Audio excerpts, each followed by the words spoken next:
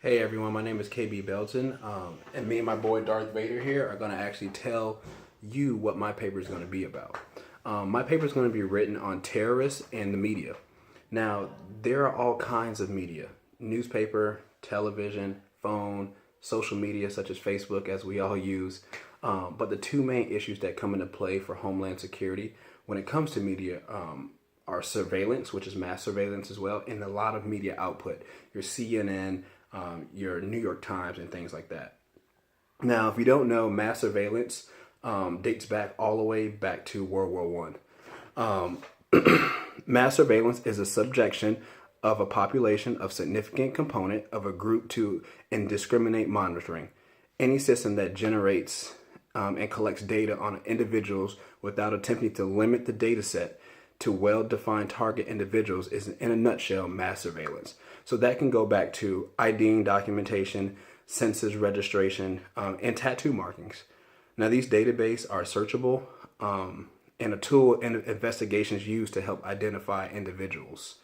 There are a lot of people that frown upon this type of mass surveillance, but it works. In 2013, the NSA director, Keith Alexander, testified that the phone and internet surveillance programs prevented approximately 50 terrorist plots in 2001, 10 of which targeted the U.S. Due to these findings, new policies were crafted to prevent another large-scale leak. This is proof that technology and the government working hand to hand in surveillance is really working.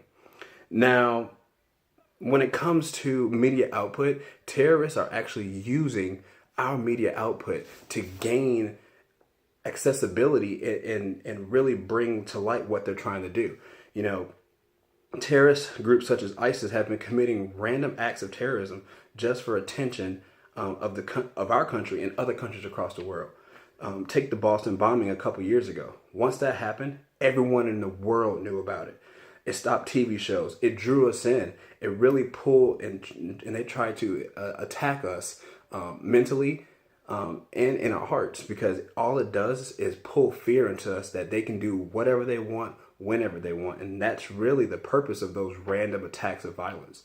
Not only does the terrorists use our media outlets, but they also use our social media outlets as well too. ISIS has proved that they are 100% fluent in the major flagship social media products such as YouTube, Twitter, and Instagram. ISIS has used the social media Twitter to promote their group, to gain followers, and put fear into non-followers as well. At one point, ISIS posting activity ramped up, reaching an all-time high of almost 40,000 tweets. I mean, that's a lot of tweets in one day, isn't it, Darth Vader? I mean, I think Darth Vader thinks that's a lot of tweets. But one thing Twitter tried to do, which is a great thing, is that they actually started suspending over 1,000 accounts that were suspect to terrorist links.